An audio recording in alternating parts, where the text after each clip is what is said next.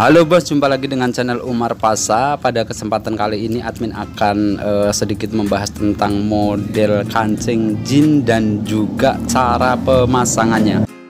Jadi untuk kancing jin ini dari segi model ataupun jenisnya ini banyak, dan untuk cara pemasangannya juga sedikit ada perbedaan ya antara yang satu model dengan model kancing yang lain. Nah, untuk yang ini semisal ini adalah model kancing jin yang goyang ya. Jadi yang pakai leher, dia bisa diputer-puter, juga bisa digoyang. Dalamnya ini pakai paku keling. Begitu pula dengan yang ini. Yang ini paten, nggak goyang tetapi juga pakai paku keling. Jadi paku kelingnya ini paku keling yang polos, bukan yang ulir. Nah, ini juga ya sama. Secara garis besar dibedakan menjadi dua ya. Yang pakai leher yang bisa goyang untuk kancing jinnya, dan yang paten. Nah, yang paten ini paku kelingnya ada yang berulir, ada yang polos. Sedangkan yang goyang, kancing yang goyang ini paku kelingnya jenisnya cuma satu, yaitu paku keling polos. Dia nggak pakai ulir. Pertanyaan yang sering muncul itu biasanya adalah lebih awet mana atau lebih bagus mana. Kalau pertanyaannya itu lebih awet mana, sebenarnya sama saja. Jadi awet tidaknya, bagus tidaknya itu setidaknya tergantung tiga hal. Yang pertama tergantung dari bahan kancingnya. Jadi kalau bahannya itu bagus, semisal dari stainless, bisa awet. Tetapi seperti kata orang, ada harga ada rupa. Harga untuk kancing yang berbahan stainless ini biasanya 2 kali lipat dari harga kancing yang berbahan plat tipis ya. Yang kedua itu faktornya adalah faktor bagaimana cara memasang. Kalau cara memasangnya ini benar, bisa awet, tapi meskipun kancingnya bagus, kalau cara pasangnya salah bisa cepat rusak juga. Nah, ini adalah contoh cara pasang kancing jin yang pakai ulir ya, yang paten, jadi tidak ada lehernya.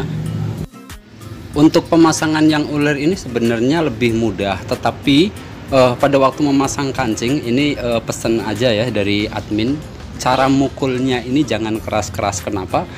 Karena di bagian kancing ini pakai plastik. Kalau mukulnya terlalu keras kemudian bagian plastik dalamnya ini pecah, maka kancing ini nggak akan awet, akan cepat lepas. Dan yang lebih penting itu untuk dasar bawah ini pakai yang keras ya, bisa itu plat besi ataupun kayu yang keras supaya kancingnya ini nanti nggak miring. Sedangkan yang ini adalah contoh cara pasang kancing yang pakai leher atau kancing yang goyang. Ini lebih sulit. Nah, kalau ingin tahu jangan di skip dulu ya, kita saksikan.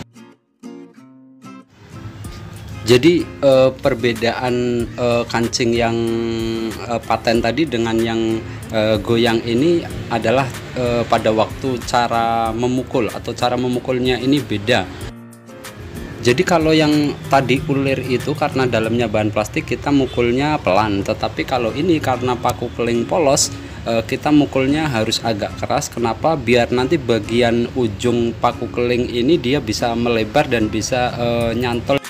Dan agar supaya nanti pada waktu pemasangan ini nggak geser-geser kancingnya, cara pegangnya ini seperti yang ada pada video. Jadi bagian kain tepi kanan dan kiri ini kita tekan ya, seperti ini ya.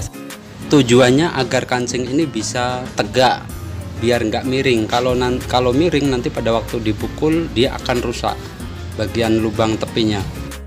Kalau kita pegang paku kelingnya akan tetap goyang. Kenapa? Karena ini memang kancing yang model pakai leher yang bisa goyang ya. Di samping itu juga bisa berbahaya untuk tangan.